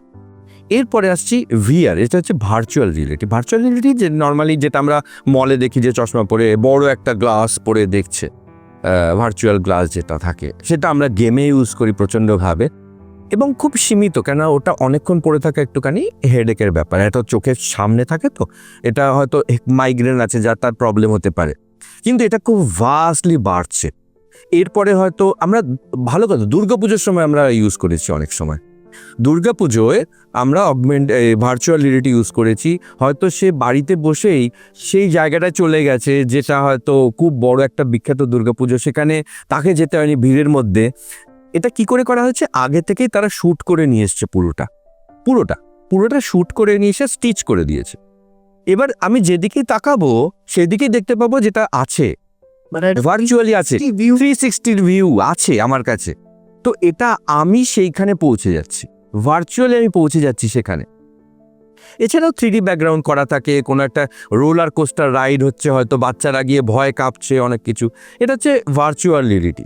তো অগমেন্টেড রিয়েলিটি হলো, ভার্চুয়াল রিয়েলিটি হলো। এরপরে আসছে আমাদের মিক্স রিয়েলিটি, যেটাকে এমআর বলা হয়। এমআরটা হচ্ছে দুটো একসঙ্গে, মানে আমি দেখবো যেটা, তার সঙ্গে ইন্টারাক্টও করতে পারবো। ওকে, হ্যাঁ, মানে যদি আমার কোনো ক্যারেক্টার থাকে, মেবি তার সঙ্গে আমি হ্যান্ডশেক করতে পারবো, আমি যদি হাত বাড়াই সেও হাত বাড়াবে, আমি হাত। এবার এটা কিভাবে ইউজ হচ্ছে, ইন্ডাস্ট্রিতে কিভাবে ইউজ হচ্ছে সেটা আমি বলি। সেটা হচ্ছে কোনো জিনিসও যদি আমি কোনো একটা মেশিন কিংবা কোনো একটা সাবজেক্ট রয়েছে, সেটা আমি ভার্চুয়ালি এই মিক্সারে দেখতে চাই যে এটা কীরমভাবে কাজ করছে, ফাংশন কীরমভাবে করছে। মেবি একটা বাটন আছে, সে বাটনটা টিপলে কি হয় সেটা আমি দেখতে পাচ্ছি এখানে। ধরো একটা কারের মধ্যে পুরোটাই মিক্স রিয়েলিটিতে রয়েছে, আমি কারের মধ্যে ঢুকে রয়েছি এবং আমি দেখছি যে স্টার্ট বাটনটা টিপলে কীরকম হয়, কিংবা আমার মিউজিকটা চালালে কীরকম হয়, আমার ওয়াইপারটা কীরমভাবে মুভ করবে। তো আমি এটাকে কন্ট্রোল করতে পারছি, that is a mix reality. তো এটা কিন্তু অ্যানিমেশনটাকে সাপোর্ট করছে, এদের সঙ্গে কোনো সংঘাত নেই। এইবার সংঘাতের জায়গাটায় আসছি, সেটা হচ্ছে আমাদের এআই ট্যাবু। এবার একটু পিছনে যাই, সেটা হচ্ছে যখন আমরা ধরো 2D অ্যানিমেশন করতাম, তখন 3D অ্যানিমেশন ছিল না, বিকজ কম্পিউটারই ছিল না সেই সময়, সেরকম দেখতে গেলে। তো যখন 2D অ্যানিমেশন করতাম তখন কিন্তু আমরা জানতামও না কোনোদিন কম্পিউটার আসবে কিংবা কিছু, বিকজ ওটাই একমাত্র মাধ্যম ড্রয়িং করে অ্যানিমেশন করা, একটাই প্রসেস, আর কোনো প্রসেসই নেই। এইবার মানুষ তো টেকনোলজির ভুকা, টেকনোলজি চাই, কি করে কাজ কমানো যায়, প্রোডাকশন বাড়ানো যায়। কম্পিউটার এলো, কম্পিউটারের সঙ্গে ডিজিটালি তুমি অ্যানিমেশন করতে পারছো, তার মানে। তো ডিজিটাল সফটওয়্যারও তখন এলো, কিন্তু যেমন টুন মুম সফটওয়্যার এলো, ফ্ল্যাশ এলো। এবার সেই যে সফটওয়্যারগুলো এলো, যারা ম্যানুয়ালি আমরা ড্রয়িং করছিলাম, ম্যানুয়ালি অ্যানিমেশন করছিলাম, তাদের কি করতে হলো? তাদের দুটো অপশন ছিল, এক হচ্ছে ম্যানুয়ালিতে শিফট থেকে যাওয়া, আর ডিজিটালিতে শিফট হওয়া। তো যারা ম্যানুয়ালিতে থেকে গেল, তারা কিন্তু একসময় গিয়ে অবসলিউট হয়ে গেল। আর যারা ফ্লেক্সিবল থেকেছে, যারা শিখে নিল, তারা কিন্তু দুটোই পারে করতে, ম্যানুয়ালি করতে পারে, ডিজিটালিও করতে পারে। তো তাদের কাছে এটা অ্যাডভান্টেজ। বুঝতে পারছি আমি কোন দিকে যাচ্ছি আস্তে আস্তে। তো এইবার আমি তোমাকে উদাহরণ দিয়ে বলছি, আমরা ফিলিপিনো অ্যানিমেটরদের গড হিসেবে দেখতাম সেই সময় যখন আমি অ্যানিমেশনে এসেছি, বিকজ তারা ডিজনির বড় বড় সিনেমাতে তারা অ্যানিমেটর হিসেবে কাজ করেছিল। But they are all manual animators. কিন্তু তাদের মধ্যে একটা প্রবলেম ছিল, তারা ডিজিটালি শিফট হতে পারেনি। ফলে ফিলিপিন্সে একটা ভীষণ বড় ডিপ্রেশন চলে আসে, বিকজ তাদের কাছে কেউ কাজ দিচ্ছিল না, সব ডিজিটালি ভারতে চলে আসছিল, চায়নায় চলে যাচ্ছিল কাজগুলো। তো এখন এই প্রবলেমটা আছে ওখানে। সো প্রবলেম এইখানেই যে আমি ডিজিটালি শিফট করলাম। এবার কি প্রবলেম এলো এখানে? যেগুলো লেবারিয়াস জব ছিল, ধরো লেবারিয়াস জব কীরকম, আমি একটা ক্রিয়েটিভ কাজ করলাম, তার লেবারিয়াস জবটা কি? প্রচুর ড্রয়িং করতে হচ্ছে, যার মধ্যে মেন ড্রয়িংগুলো যে ক্রিয়েটিভ লোকটা সে করে দিয়েছে। ধরো আমি উদাহরণ দিচ্ছি, ধরো 100টা ড্রয়িং টোটাল আমার লাগবে, সেখানে আমি 25টা ড্রয়িং মেন লাগবে। সেই ড্রয়িংগুলো একজন যে ক্রিয়েটিভ আর্টিস্ট সে করেছে। বাকি ড্রয়িংগুলো কারা করেছে? যারা অত ভালো আর্টিস্ট নয়, তারা মাঝখানের লেভেলটা তারা করেছে। এবার কোপ পড়লো তাদের ওপরে গিয়ে, তাদের আর দরকারই পড়লো না। এই ফ্ল্যাশ সফটওয়্যার কিংবা অন্যান্য যে সফটওয়্যারগুলোতে আমি ডাইরেক্টলি অ্যানিমেশন করে ফেলতে পারছি, আমার ওই মাঝখানে ইনবিটুইন আর্টিস্টকে লাগছে না, ক্লিন আপ আর্টিস্টকে লাগছে না। কিন্তু অ্যানিমেশন শেষ হয়ে যায়নি। অ্যানিমেশনে আগে যদি আমি 1 ঘন্টা অ্যানিমেশন করতাম একদিনে, এটা সেটা হয়ে গেল 10 ঘন্টা অ্যানিমেশন করতে পারছি একদিনে। তাহলে আমার ভলিউম বেড়ে গেল। যখন সফটওয়্যার এলো, ডিজিটালি এলো, আমার ভলিউমটা বেড়ে গেল। তাহলে আগে কাজটা ইজি করছে, আর আমার ওই লেবারিয়াস জবটা ওখান থেকে বাদ দিয়ে দিচ্ছে। ফলে আমি তাড়াতাড়ি অ্যানিমেশন প্রডিউস করতে পারছি। এটা ফ্যাক্ট, আমি এটাকে ইগনোর করতে পারি না, কিছুতেই ইগনোর করতে পারবো না। আমাকে এই ফ্যাক্টটা মেনে নিতেই হবে। আমি সেই পুরনো প্রিমিটিভ পদ্ধতি থেকে গেলে হবে না, আমাকে অ্যাডভান্স হতে হবে, তাহলে আমাকে শিখতে হবে। তুই ভাবো, আগে যে সময় আমরা অ্যানিমেশন করেছি, যখন একটা দূরদর্শনের চ্যানেলে অ্যানিমেশন আসতো, হয়তো রোববার শনিবার, তারপরে তুমি ভেবে দেখবে, যদি তুমি রিসার্চ করে দেখবে, সেই সময় কার্টুনের চ্যানেল বাড়তে শুরু করলো। কেন বাড়তে শুরু করলো? Because they have huge quantity, অনেক প্রডিউস করতে পারছে। তো কার্টুন নেটওয়ার্ক এলো, পোগো এলো, ডিজনি এলো, কত চ্যানেল, প্রচুর চ্যানেল। এইবার আসছি আমি প্রবলেম হচ্ছে এখন এই মুহূর্তে চ্যানেল আবার কমে যাচ্ছে। কেন কমে যাচ্ছে? আমাদের মেন ভিউয়ার কারা ছিল? মেন ভিউয়ার ছিল বাচ্চারা অ্যানিমেশন দেখছে না। এটা তুমি বলতে পারো যে, আমি তোমাকে প্রথম বললাম 10 বছরের ছেলে, তো তার ম্যাচুরিটি বেড়ে গেছে। সো তুমি যদি এখন বাচ্চাকে ভেবে একটা কোনো অ্যানিমেশন করো, সেই অ্যানিমেশনটা দেখবে না, সে বরঞ্চ লাইভ অ্যাকশন দেখবে। তার অ্যাডোলেসেন্স অনেক এগিয়ে এসছে। এখন 10 বছরের ছেলে বলবে, আমি বাচ্চা নই, বাচ্চা তো 5 বছরের ছেলেটা, তো আমার জন্য এইসব নয়, 5 বছরের ছেলেটার জন্য তুমি যেটা বানাচ্ছ। তাহলে আমাকে বানাতে হবে বড়দের জন্য, তাহলে বিকজ ওরা বড় হয়ে গেছে। তো এটা বড় একটা জিনিস। এই জন্য কি হয়েছে, বাচ্চারা আর টিভি চ্যানেলের সামনে বসে টিভি দেখছে না, কার্টুন দেখছে না। তারা ডিজিটাল এক্সপোজার পেয়ে গেছে, তাদের কাছে মোবাইল চলে এসছে হাতে, তারা ইউটিউবে কন্টেন্ট দেখছে, ডিজিটাল জিনিস দেখছে, তারা ওটিটিতে জিনিস দেখছে, ওটিটিতে অ্যানিমেশন দেখছে, দরকার হলে তারা ওটিটিতে অনেক বাইরের জিনিস দেখতে পাচ্ছে, ইন্ডিয়ান কন্টেন্ট ছাড়াও। ফলে আমরা আর এই তোমার চ্যানেলের জন্য চ্যানেল, তাদের টোটাল ডিউরেশন কমে যাচ্ছে, বাচ্চারা দেখছে না, যেহেতু ওই জন্য সার্ভাইভ করতে পারছে না। আচ্ছা, এইখানে আমরা দেখি যে বাইরের কিছু অ্যানিমেশন, যেমন জাপানের অ্যানিমে যেগুলো, সেগুলো খুব চলে, কিন্তু ইন্ডিয়াতে কিন্তু আমরা অ্যানিমেশন মুভির ওরম ক্রেজে। রিসেন্টলি একটা খুব ভালো এক্সাম্পল এলো, যেটা ইন্ডিয়ার আমাদের মহাবতার নরসিমহা মুভিটা এত ভালো সবার মধ্যে প্রচার হলো, আর একটা অ্যানিমেশন মুভি হয়ে বহুদিন পর ইন্ডিয়াতে এরকম একটা ক্রেজ দেখছি কিন্তু আমরা সবাই, যে এরকম একটা মুভিকে নিয়ে হচ্ছে। তো আমাদের ইন্ডিয়াতে এটা কি কিছুটা কম? ওয়ার্ল্ডের, যেমন আমি জাপানের যদি এক্সাম্পল নিই, যেখানে অ্যানিমে তো এত টাইম দিয়ে চলছে, অ্যাডাল্টরাও এনজয় করে আর খুব সেই হিসাবেই তৈরি হয়। ইন্ডিয়াতে এই জায়গাটা কি হোক? ইন্ডিয়া খুব একটা ট্রানজিশন পিরিয়ডের মধ্যে দিয়ে যাচ্ছে এই সময়। ইন্ডিয়া অনেক লেটে স্টার্ট করেছিল অ্যানিমেশন, কিন্তু অ্যানিমেশন এই অবস্থায় আজকের দিনে কিন্তু একটা ট্রানজিশনের মধ্যে দিয়ে যাচ্ছে ইন্ডিয়া। এবং ইন্ডিয়ার একটা, যেরকমভাবে জাপান তাদের নিজস্ব ঘরানা তৈরি করেছে অ্যানিমের মাধ্যমে, সেরকম ইন্ডিয়ার একটা ঘরানা তৈরি হচ্ছে, ইজ ইন দ্য প্রসেস। তো এটা হতে তো একটু টাইম লাগবে, বাট ইন্ডিয়া সেলফ ইন্ডিপেন্ডেন্ট একটা মার্কেট আছে ইন্ডিয়ার নিজস্ব। এবং সবচেয়ে বড় কথা, ওয়ার্ল্ডও ইন্ডিয়ান কন্টেন্ট দেখার জন্য এখন মুখিয়ে আছে, বিকজ ইন্ডিয়ার কন্টেন্ট খুব ইউনিক। আমাদের মাইথোলজি রয়েছে, সব কিছু রয়েছে, এত গল্প আছে আমরা নিজেরাও জানি, সেইটা ওরা দেখতে চাইছে, শুনতে চাইছে, ওদের মধ্যে সেই অ্যাকসেপ্টেবিলিটিটা এসছে ওয়ার্ল্ডের অডিয়েন্সের মধ্যে। ফলে ইন্ডিয়ার এই ট্রানজিশন পিরিয়ডটা ওভার হয়ে গেলে it will B a big phenomenon for Indian market, Indian industry. এইখানে তাহলে আমরা ক্যারিয়ার অপরচুনিটিসের ব্যাপারেও বুঝলাম যে অ্যানিমেটার্সরা তা কতগুলো স্কোপ পাচ্ছে, আমরা সেগুলো বুঝতে পারলাম যে অনেকগুলো ফিল্ডের ওপর ওরা ছড়িয়ে যেতে পারবে। এরপরে যদি আমরা ভাবি যে অ্যানিমেশন শিখে আমি যদি ইন্ডিয়ার ভিতরে কিছু বড় করতে চাই, মানে এইরকম টাইপের মুভিতে আমরা নিজেরা কাজ করতে চাই বা বাড়াতে চাই, তাহলে এই মুহূর্তে দাঁড়িয়ে ইন্ডিয়া থেকে আমি ওই স্কোপটা পাবো নাকি আমার আমার বাইরে যাওয়া উচিত? না, বাইরে যাওয়ার কোনো প্রয়োজনীয়তা নেই, ওকে, কোনো প্রয়োজনীয়তা নেই। বললাম যে ইন্ডিয়া এমন একটা ট্রানজিশনের মধ্যে দিয়ে যাচ্ছে যেখানে এই যে ধরো তুমি একটু আগে বললে একটা ব্রেক থ্রু পেলো একটা ফিল্ম নার্সিমা, সবাই আমরা চর্চা করছি এটা নিয়ে, 100 crore উপরে ব্যবসা করেছে। সো এটা একটা বিশাল বড় বুস্ট ইন্ডিয়ার অ্যানিমেশনের জন্য। তো অনেক ফিল্ম হয়তো রেডি হয়ে রয়েছে রিলিজ করার জন্য, তো তারা রিলিজ হবে। এবং আমরাও আমাদের স্টুডিও, হাইটেক স্টুডিও, আমরা নিজেরাও প্ল্যান করছি যে বড়দের জন্য ফিল্ম বানাবো, আমরা থিয়েটারিক রিলিজ করব, আমরা ওটিটির জন্য ফিল্ম বানাবো, আমাদের নিজেদের কন্টেন্ট আমরা তৈরি করার চেষ্টা করছি।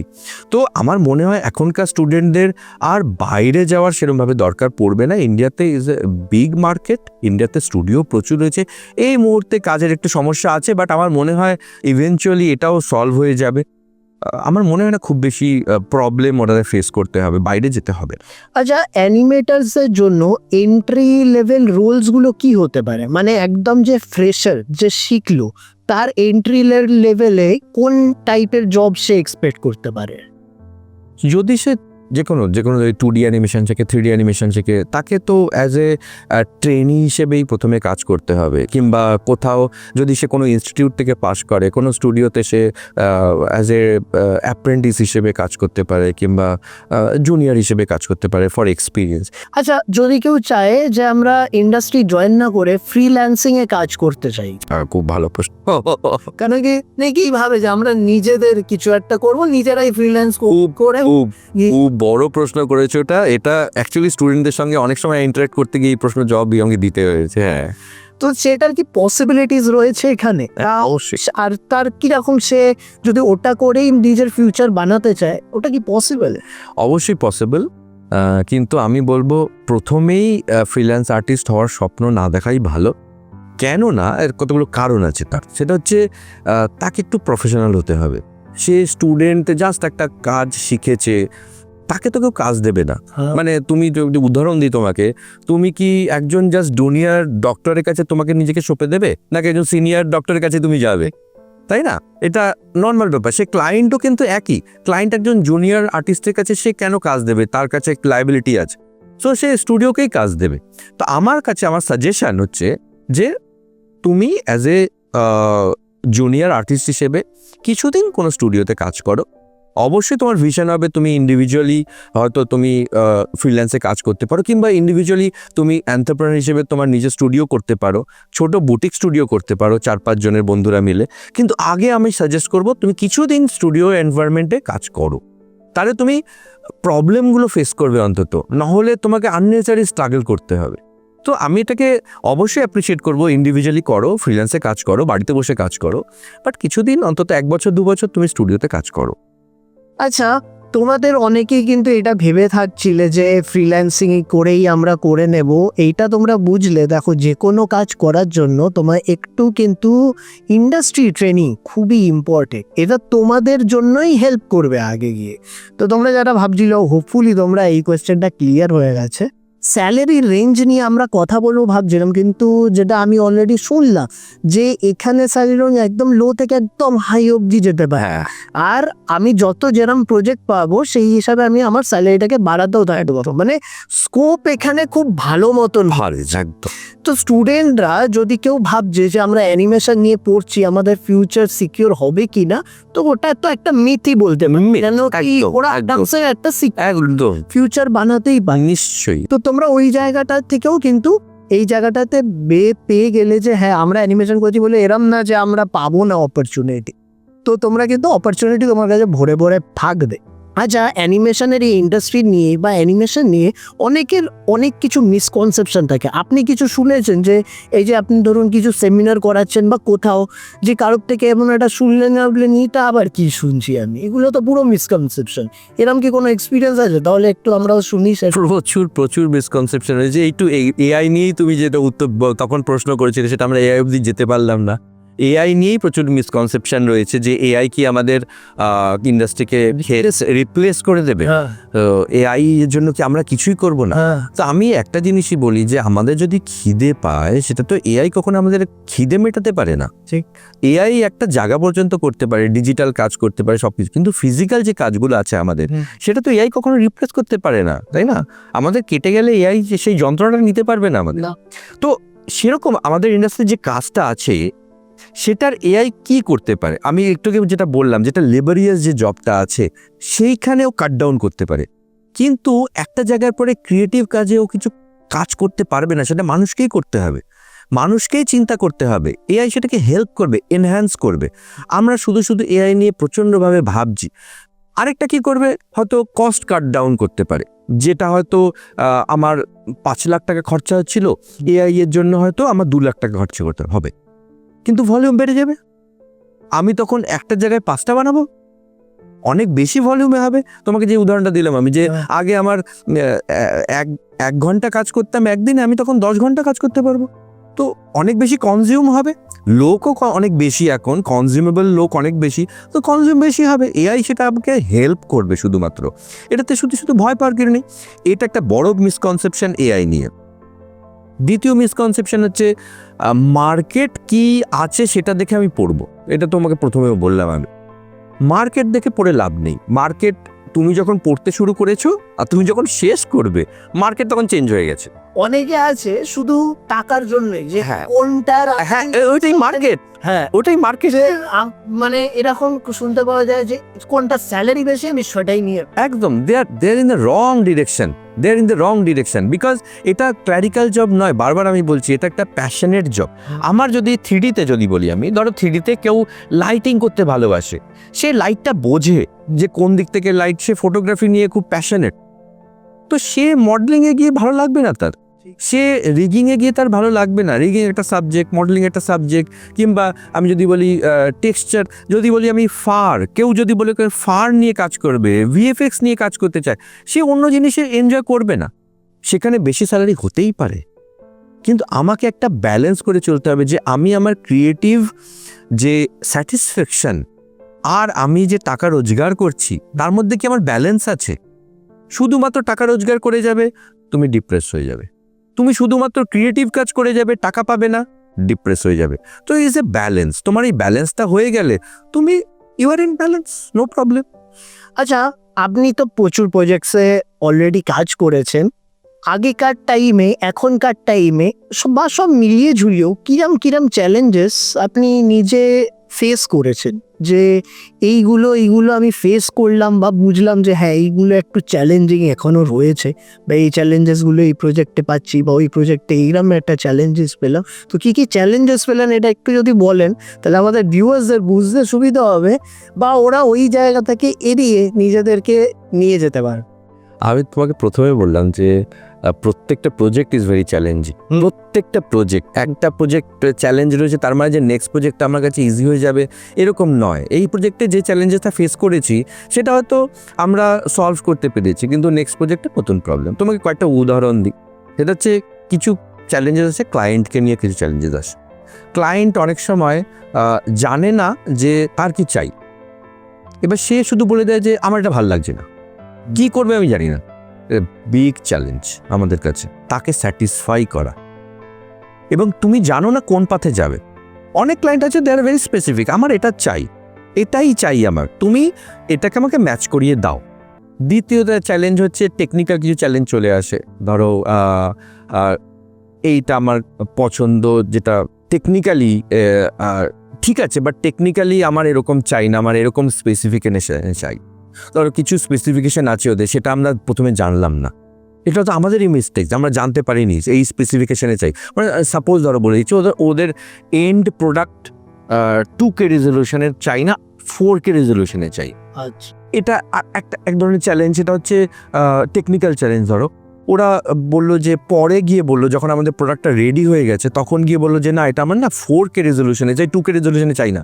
এটা বলে দেওয়াটা তো খুব সোজা, কিন্তু আমাকে আবার ব্যাক টু জিরো করতে হবে, কেন আবার প্রথম থেকে স্টার্ট করতে হবে, বিকজ আমি তো শুরুই করেছি 2K দিয়ে, যেটা তো স্ট্যান্ডার্ড, কিংবা HD দিয়ে। ফলে আমার যেটা শুরু হয়েছিল যে ক্যানভাসটা, সেটা HD নিয়ে আমরা শুরু করেছি, সেটা হয়তো প্রথমে বলেনি, পরে হয়তো বলেছে। So it's a big challenge for us that time. আচ্ছা, এই যে এরকম টাইপের যখন এরার্স গুলো বা প্রবলেমস গুলো আসে, তখন এখানে কি কিছু ক্রিয়েটিভ ব্লকস হতে পারে, বা এটা তো একটা টাইট এবার ডেডলাইন চলে এলো, সেই জায়গাটাকে কিভাবে হ্যান্ডেল করা পসিবল, বা আপনি কিভাবে এমনি হ্যান্ডেল করে industry? Deadline is a very crucial part everyday, আমাদের প্রত্যেক জায়গাতে, প্রত্যেক দিনে। অ্যানিমেশনে ভীষণভাবে ডেডলাইন ওরিয়েন্টেড, বিকজ আমরা যে ব্রডকাস্টারের জন্য কাজ করি, তাদের ডেট ফিক্স করা থাকে যে এই ডেটে এই সময় তারা এয়ার করবে। ফলে সেটা আমরা মানে আমরা ক্যাজুয়ালি নিতেই পারি না, আমাদেরকে সেটার ব্যাক ক্যালকুলেশন করে দেখতে হয় যে কবে স্টার্ট করলে আমরা সেটাকে ওরা ঠিক টাইমে ডেলিভার দিতে পারবো। তো এটা আমরা ফেল করতেই পারবো না, ফেল করলে বরঞ্চ আমাদের পেনাল্টি দিতে হবে উল্টে। তো সেই জন্য ডেডলাইন ইজ ভেরি ইম্পর্টেন্ট, প্রত্যেক দিনের ডেডলাইন ইম্পর্টেন্ট। তার জন্য আমরা একটা কাজ যেটা করি, সেটা আমরা বাফার রেখে কাজ করি। ধরো আমাদের যে ডেডলাইনটা, আমাদের ইন্টারনাল যে ডেডলাইনটা আছে, সেটার থেকে আরও 5 দিন বাড়িয়ে আমি ক্লায়েন্টকে দিই। ফলে যদি সামহাও কোনো ডিজাস্টারও হয়, ধরো আমফান হয়েছিল, কিংবা একটা ভীষণ রকমের একটা ইলেকট্রিক্যাল ফল্ট হয়ে গেল, আমাদের স্টুডিও তো 2 দিন কাজ করতে পারলো না, তবুও যাতে আমি ডেডলাইনটাকে মিট করতে পারি, সেই জন্য আমাকে একটু বাফার রেখে চলতে হয় এই ডেডলাইনের ব্যাপারে। আচ্ছা, আপনাদের ইন্ডাস্ট্রি তো ন্যাশনাল ইন্টারন্যাশনাল সব রকম প্রজেক্টস হ্যান্ডেল করে, তো এবার অবভিয়াসলি ফরেনের যে কিছু স্টুডিওজ রয়েছে আর ইন্ডিয়ার যে কিছু স্টুডিওজ রয়েছে, আপনি যখন দু জায়গাতেই কিছু কাজ করছেন, দুজন ক্লায়েন্টের জন্য কিছু কাজ করছেন, কি ডিফারেন্স কিছু পান কি, বা এখানে কিছু মেজর চেঞ্জেস কিছু দেখা যায় কি? ভয়ঙ্করভাবে মেজর চেঞ্জেস রয়েছে, ভয়ঙ্করভাবে। সেটা হচ্ছে ইন্ডিয়ান ক্লায়েন্টস যতটা ক্যাজুয়াল, ফরেন ক্লায়েন্টস ততটাই স্পেসিফিক। ভীষণভাবে আমাদের খেয়াল রাখতে হয়। আমাদের ইমিডিয়েট একটা প্রজেক্ট চলছে, আমি এক্ষুনি নাম বলতে পারবো না, বাট ইমিডিয়েট একটা প্রজেক্ট চলছে, যেটা আমাদের ইউরোপিয়ান একটা ক্লায়েন্টের কাজ। তারা শুরুতে, বিকজ তারা খুব অভ্যস্ত ওদের যে যেরকমভাবে ওরা কাজ করে তাতে, বাট আমরা খুব একটা অভ্যস্ত নেই, আমরা ন্যাশনাল ক্লায়েন্টের সঙ্গে কাজ করা অভ্যস্ত। ফলে তারা যখন আমাদের মেল দিচ্ছি কিংবা তাদের ভাষা লিখছি, সেক্ষেত্রে ওরা ভীষণ অফেন্ডেড হচ্ছে, বিকজ ভাষা ওদের কাছে খুব ইম্পর্টেন্ট। কি ভাষায় আমরা মেল দিচ্ছি, আমরা কি খুব স্পেসিফিকভাবে কিছু দিচ্ছি, নাকি আমরা ক্যাজুয়ালি কিছু দিচ্ছি, আমরা বলে দিচ্ছি তারপরেও আমরা সেটাকে মেনটেন করছি কি করছি না, এই সব জিনিসগুলো ওরা ভীষণ স্পেসিফিক। সেরকমভাবে ওরা আবার স্পেসিফিক পেমেন্টের ব্যাপারেও। তো যদি আমি কম্পেয়ার করি, দে আর মাচ মোর অ্যাটিটিউডের দিক থেকে কিংবা অন্যান্য দিক থেকে অনেক হায়ার লেভেলে রয়েছে, আমাদের শেখা উচিত।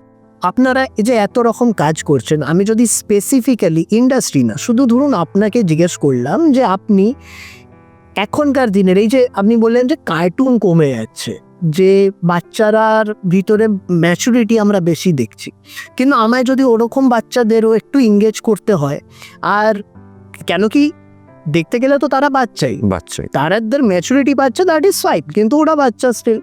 তো ওদেরকেও এঙ্গেজ করার জন্য যদি আমি জিজ্ঞেস করি, এমন কি একটা অ্যানিমেশন সিরিজ আপনি বানাতে চান বা আপনার ইচ্ছা রয়েছে, বা যাদের ওদেরকেও এঙ্গেজ করা যায়, তাহলে সেটা কিরকম টাইপের হতে পারে? আমি তো হরর থ্রিলার বানাবো বাচ্চাদের জন্য, হরর থ্রিলার বানাবো। দে লাভ হরর থ্রিলার বাচ্চারা, এবং তাদেরকে তাদের মতো করি মানে বাচ্চাদের মতো স্ল্যাপস্টিক কমেডি দিয়ে আজকাল তুমি বাচ্চাকে attract করে এঙ্গেজ করতে পারবে না। স্ল্যাপস্টিক কমেডি আমাদের সময় চলতো, এখন বাচ্চারা দেখবে না ওটা। তো বাচ্চাদের সিরিয়াস কন্টেন্ট দেখাতে হবে, ভীষণ সিরিয়াস কন্টেন্ট দেখাতে হবে, কিন্তু বাচ্চাদের মতো করে দেখাতে হবে। তবে তুমি কি বলবে বাচ্চারা এখন কোনো সোনাকেল্লা দেখবে না? বাচ্চারা দেখবে সোনাকেল্লা, কিন্তু তুমি দেখো ভালো করে সোনাকেল্লা কিন্তু মেকিং ওয়াজ ভেরি ম্যাচিওর্ড। একটা বাচ্চার জন্য সিনেমাটা বানানো হয়েছে বটে, কিন্তু বড়রাও খুব ম্যাচিউরিটির সঙ্গে সিনেমাটা দেখে। আচ্ছা, হরর থ্রিলার বলাতে আমাদের টাইমের একটা কার্টুন খুব আমার মনে পড়ে গেল, যার নাম ছিল স্কুবিডু। তো আপনার মনে হয় যে এরকম টাইপের কার্টুনের জনারটা বা এরকম টাইপের কার্টুনটা আবার ফিরে আসা উচিত, যাতে ওদেরকে এঙ্গেজ করা যায়? কেন কি ওটার মতো তো একটা স্টোরি টেলিং ছিল। একটা এখনো যদি আমরা দেখি স্কুবিডু, আমি নিজের কথা যদি বলি, আমি তো এঙ্গেজ হয়ে যাই স্টিল। যে কেন কি আমি একটা স্টোরি দেখছি, তার ভিতরে আলাদা ক্যারেক্টার্স রয়েছে, তার স্টার্টিং একটা এন্ডিং একটা খুব সুন্দর ফরম্যাটে সাজানো। তো সেরকম টাইপের আপনার কিছু এম আছে যে হ্যাঁ এরকম টাইপের আপনি পড়তে চান বা কিছু? না, এটা দিয়ে বাচ্চাকে আর অ্যাট্রাক্ট করা যাবে না। বাচ্চাকে এখন বাচ্চাদের যে সাইকোলজিটাকে বুঝে আমাকে সেই জিনিসটাকে বানাতে হবে। হয়তো স্কুবিডু এর গল্পটাই আমি একটু অনেক ডার্কভাবে দেখাতে পারি, আচ্ছা, ওরা হয়তো সেইটাকে অ্যাকসেপ্ট করবে। ফলে পুরো জিনিসটাই এখন চেঞ্জ হয়ে গেছে, বাচ্চাদের সাইকোলজিটাই তো চেঞ্জ হয়ে গেছে না। ফলে আমি যেটা ভালো লাগতো আমি এখনও স্পাইডারম্যান যেটা আমি দেখতাম, এখন আমি স্পাইডারম্যানটা দেখবো, ওকে। কিন্তু এখন ওই স্পাইডারম্যান বাচ্চাটা দেখবে না। আচ্ছা, ধরুন আমি আপনাকে আনলিমিটেড বাজেট দিলাম, ধরুন আমি দিচ্ছি। ও, এটা তো পুরো মনের কথা, আনলিমিটেড বাজেট। আনলিমিটেড বাজেট আর সাথে আরেকটাও স্পেশাল অপরচুনিটি, কোনো ডেডলাইন নেই। আরে বাপরে, এখানে কোন স্টুডিও এটা করবে? প্লিজ আমাকে আমি সেখানে গিয়ে চাকরি করতে চাই। তো এটা হচ্ছে অ্যাজাম্পশন। ভাবুন আমি আপনাকে দিচ্ছি এই জিনিসটা, আনলিমিটেড বাজেট আর নো ডেডলাইনস। তাহলে আপনার ড্রিম প্রজেক্ট এখানে কি হবে? সেটা 2D হবে না 3D হবে? আপনি খুব স্পেসিফিক্যালি আমাকে বলুন যে কীরকম টাইপের বা কি কন্টেন্ট বা কি মুভি বা কি অ্যানিমেশন আপনি কিরম বানাতে চান? প্রথমে আমি জিজ্ঞেস করবো প্রডিউসার কে। তোমার যদি এরকম কোনো প্রডিউসার যাতা থাকে প্লিজ ইনফর্ম মি, এবং আমি তার সাথে যোগাযোগ করব। তোমাকে একটা ইনফরমেশন দিয়ে রাখি, সেটা হচ্ছে যত আমরা এত হাই বাজেটের সিনেমা দেখে থাকি, সেখানেও বাজেটের কনস্ট্যান্ট থাকে এবং সেই বাজেটের মধ্যেই তাদের করতে হয়, এবং আমি এটাকে অ্যাপ্রিসিয়েটই করি। কারণ বাজেট আর ডেডলাইন না থাকলে it will be in vague situation, এটা একটা ভেগ জায়গায় চলে যাবে। সেটা খুব ভালো প্রোডাক্ট হবে আমি কিন্তু বলছি না, সেটা এমন একটা প্রোডাক্ট হবে যেটা হয়তো কেউ দেখতেই যাবে না। হ্যাঁ, তো ঠিক আছে, সেটা ডিফারেন্ট ইস্যু। আমার কথা হচ্ছে যদি এরকম পাই তাহলে কি করতে পারি আমি অবশ্যই আমাদের যত পুরনো কন্টেম্পোরারি যা জিনিস আছে, মানে যেগুলো হয়নি এখনো পর্যন্ত অ্যানিমেশনে, সেগুলো আমি অ্যানিমেশনে নিয়ে আসবো। ধরো বেদকে আমি নিয়ে আসবো অ্যানিমেশনের জায়গায়, কেন সেটা হয়তো কেউ ভাবতেই পারি না বেদকে আমি অ্যানিমেশনে কিংবা মুভিতে এরমভাবে দেখাতে পারি। হ্যাঁ, তো এইরকম ধরনের যা আমাদের ইন্ডিয়ার পুরনো সমস্ত কন্টেন্ট রয়েছে, গল্প থেকে শুরু করে সব কিছু, যেটা আমি বিশ্বের দরবারে নিয়ে আসবো। তাহলে যেহেতু আমার কারণ বাজেটের ওখানে কোনো লিমিটেশন নেই। আর ডেডলাইন যদি বলো, হ্যাঁ ডেডলাইন তো আমি রাখবোই, ডেডলাইন ছাড়া কাউকে দিয়ে কাজ করানো মুশকিল হয়ে যায়। ডেডলাইন থাকবে, বাট ডেডলাইন মিস করলেও কেউ মানিটারি ক্ষতি হবে না। আচ্ছা, ইন্ডিয়ান কালচারের যেহেতু আপনি কথা বলেন, আমাদের বেদ, পুরাণ, উপনিষদ, মহাভারত এত কিছু রয়েছে। এখন আমরা শুনছি মহাভারতের ওপরেও কিছু সিরিজ বেরিয়ে হবে। ইভেন রাজামৌলির মতো যারা ডিরেক্টর তারাও ভাবছে এটাকে নিয়ে বানাবে।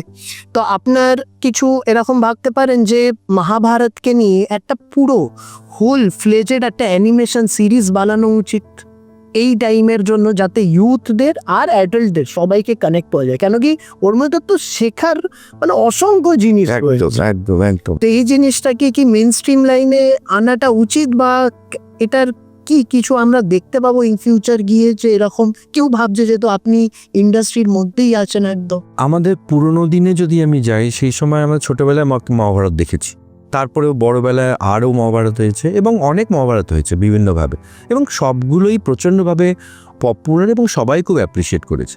তো এটা বলা যেতে পারে একটা সাকসেস মেথড, যে মহাভারত করলে মহাভারত দেখবেই সবাই, বিকজ ইটস হ্যাভিং এনারমাস স্টোরিজ, এবং প্রত্যেকটা স্টোরির সঙ্গে কানেক্টেড। ছোট একটা পোর্শন নিয়ে মুভিও করে অনেকে, ছোট পোর্শন নিয়ে। এই রামায়ণ তো আছেই তার সাথে। কিন্তু হওয়া উচিত খুব কালচারাল স্পেসিফিক। আমরা চাই না আদি পুরুষের মতো একদম একদম একদম। যে জাস্ট বানানোর জন্য বানিয়ে ওটা, তারপর তো হ্যাঁ আর গেলাম না। হ্যাঁ। তো অবশ্যই যদি মহাভারতের কন্টেন্ট এরমভাবে আমরা বানাতে পারি, সেরকম বাজেট থাকে, যদি প্রডিউসার পাওয়া যায়, আমরা সবসময় বানাতে রাজি আছি। এবং সেটা হয়তো 2D 3D একসঙ্গে হবে। তুমি যেটা বললে টেকনোলজি, হয়তো AR VR আমরা ইউজ করতে পারি। সেখানে কেউ ওটা বড় চশমা পরে সে দেখছে মহাভারত, এখানে সব কিছু রয়েছে, রিয়েলিটি একসঙ্গে মিশে রয়েছে, ইন্টারাক্ট করতে পারে। যদি কেউ কর্ণের সঙ্গে হাত মেলায়, কর্ণের ধনুকটাকে ধরতে পারে, যদি আমরা এই স্টেজে ভাবি, তাহলে ইট উইল বি অদ্ভুত ব্যাপার হবে, তাই না? আমি একটা দরকার হলে একটা বুথ তৈরি করে দেব কোনো একটা মলে কিংবা কোনো একটা জায়গায়, যেখানে সবাই লাইন দিয়ে হয়তো টিকিট কেটে আমার প্রোডাক্ট দেখবে। মহাভারতের এই পোর্শনটা আমি দেখব, কুরুক্ষেত্রের এই পোর্শনটা আমি দেখব, অর্জুনের সঙ্গে আমি কথা বলবো, কৃষ্ণের সঙ্গে আমি কথা বলবো ডাইরেক্ট। তুমি ভাবতে পারছো আমার গায়ে কাটা দিচ্ছে। যদি এটা হয়, যদি আমরা করতে পারি, দারুণ ব্যাপার। তোমাকে বলে রাখি, এটা অ্যাকচুয়ালি একটা কনসেপ্ট আছে দুর্গা ঠাকুরকে নিয়ে। আচ্ছা, হ্যাঁ, আমাদের সঙ্গে বন্ধুদের মধ্যে কথা হচ্ছিল, যারা এই ফিল্ডে আছে, তারা বলছিল যে দুর্গা ঠাকুরকে নিয়ে করা যেতে পারে। দুর্গার সঙ্গে তারা ইন্টারেক্টিভ ওয়েতে করবে সবকিছু, এমনভাবে বানাবে সবকিছু। ইটস ভেরি দারুণ, খুব দারুণ ব্যাপার। আমরা তো চাইবো খুব তাড়াতাড়ি আসুক এরকম জিনিস, যাতে আমরা দেখতে পারি ওগুলো। আমরা টাইমের সাথে সাথে যেমন ইভলভ হচ্ছে চারিদিকে, এগুলো ইভলভ হয়ে আমরা যাতে ওইগুলোর উপভোগ করতে পারি এই জিনিসগুলোকে। আচ্ছা, ইন্ডাস্ট্রির যে এখন স্কেল, সেটা কিছু সেটার ব্যাপারে বলা যেতে পারে যে কত বড় স্কেলের এই ইন্ডাস্ট্রিটা চলছে? এইটা না খুব একটা ভেগ প্রশ্ন, এবং এটা খুব বোরিং প্রশ্ন অ্যাকচুয়ালি। এটা অ্যাকচুয়ালি যারা ইকোনমিক্স নিয়ে ঘাটাঘাটি করে তাদের জন্য খুব ভালো, মানে আমাদের মতো ক্রিয়েটিভ লোকেদের জন্য এই প্রশ্নটা খুব বাজে প্রশ্ন। We don't like. তবুও তোমাকে একটা ইনফরমেশন দিয়ে রাখি, যেটা আমাদের গ্রোথ কীরকম। সেটা হচ্ছে 2024 সালে আমাদের Indian animation industry total business যেটা ছিল, সেটা হচ্ছে $2 বিলিয়ন। আচ্ছা, এটা প্রেডিক্টেড যে 2030-এ এটা $14 বিলিয়ন পৌঁছবে। এটা কিন্তু শুধু অ্যানিমেশনের কথা বলছি না, আমি টোটাল এভিজিসি সেক্টরের কথা বলছি। আমি তার মধ্যে গেমিং টেমিং থেকে শুরু করে সব কিছু আছে। তো এটা হচ্ছে আমাদের গ্রোথ, মানে ধরা এটা 2025 সাল আর 5 বছরে আমরা এই গ্রোথ এক্সপেক্ট করে আছি, $2 বিলিয়ন থেকে $14 বিলিয়ন। আজকের তাহলে পডকাস্টে কিন্তু আমরা অনেক রকম ইনফরমেশন পেলাম। অ্যানিমেশনের ব্যাপারে তো বুঝলাম, ইন্ডাস্ট্রির ব্যাপারে বুঝলাম, ইন্ডাস্ট্রি ইনসাইটস নিয়ে আমরা কিন্তু প্রচুর জিনিস আজকে আমরা জানতে পারলাম, যেগুলো আমাদের কাছে অজানা ছিল। প্লাস তোমাদের মধ্যে অনেকে স্টুডেন্টও থাকবে যারা চাইছো এই ফিল্ডে এগোতে। তোমরা জানলে যে এই ফিল্ডে কিন্তু স্কোপ খুব ভালো রয়েছে, অপরচুনিটিস খুব রয়েছে, আর তোমরা নিজেদেরকে ইন্ডালজ করতে পারবো। আচ্ছা, লাস্ট আপনার কাছে আবার এই কথাটা, যে আমাদের যে ভিউয়ার্সরা যারা দেখছে, তাদের মধ্যে যে স্টুডেন্টসরা রয়েছে যারা অ্যানিমেশন নিয়ে পড়ছে বা ভাবছে পড়বে, তাদের জন্য আপনার কি মেসেজ থাকবে আজকে, একটু যদি ওনার সবাইকে বলে দেন। হ্যাঁ, এই প্রশ্ন বারবার আমাদের এসছে যে স্টুডেন্টদের কিরমভাবে ভাবা উচিত। হ্যাঁ, তো আমি একটা জিনিসই বলবো স্টুডেন্টদের জন্য, সেটা হচ্ছে ফলো ইউর প্যাশন। তোমার কি ভালো লাগছে সেটাকে খুঁজে বার করার চেষ্টা করো। Don't go for the suggestion from so many people, don't go for that. সবাইকে জিজ্ঞেস করার দরকার নেই, বিকজ সবাই জানে না। যখন ইন্ডাস্ট্রির লোকেরা তোমাদের সঙ্গে পরিচয় হবে, যেমন আমি ধরো কোথাও যাচ্ছি, স্টুডেন্টরা আমার সঙ্গে যখন ইন্টারেক্ট করে, তারা অনেক বেশি ফার্ম জবাব পায় সেখানে। আমি তাদের মিথ্যা কথা বলি না, যেটা সত্যি সেটাই বলি, যে এখন ইন্ডাস্ট্রিতে কাজ নেই তো কাজ নেই, তার মানে এই নয় যে কালকে কাজ আসবে না, কালকে কাজ আসবে। কিন্তু তারা এমন লোকেদের সঙ্গে কথা বলে, তারাও জানে না, এবং তারা তাদেরকে মিসগাইড করে। তারা তখন বলে দেয় যে মার্কেটে এই চলছে, এটা শেখো, মার্কেটে ওই চলছে, ওটা শেখো, এবং তারা অনেক কিছু শিখতে শুরু করে দেয়। কিন্তু তারা যদি তাদের নিজের প্যাশনকে ফলো করে না, যেমন কদিন আগে আমি বলছি, একজন স্টুডেন্ট আমাকে বললো যে আমার 2D করতে খুব ভালো লাগে, কিন্তু আমাকে বলা হয়েছে 3D করলে চাকরি পাবো, সে 3D শিখতে চলেছে। বললাম যে দিস ইজ রং, তোমার 2D করতে ভালো লাগে 2D করো, 2Dতে আমি তোমাকে চাকরি দেবো। নাইস। তাহলে আজকে আমরা প্রত্যেকটা জিনিস খুব ডিটেলসে বুঝলাম। তোমরা একটা খুব ভালো মেসেজও পেলেন ওনার থেকে, আর হোপফুলি তোমরা ওই জিনিসগুলোকে নিজেদের লাইফে কাজে লাগাবে, নিজেদের স্টাডিতে কাজে লাগাবে। তাহলে আজকের পডকাস্ট আমাদের এত অবধি। আমরা নেক্সট দিন আবার দেখা হবে তোমাদের আমার সাথে, আবার একটা নতুন কিছু ইনসাইট নিয়ে, নতুন কিছু ইনফরমেশন নিয়ে আরেকজন খুব প্রসিদ্ধ মানুষের সাথে আমরা বসবো পডকাস্টে। তাহলে চলো দেখা হচ্ছে তোমাদের সবার সাথে আমাদের সেই নেক্সট পডকাস্টে।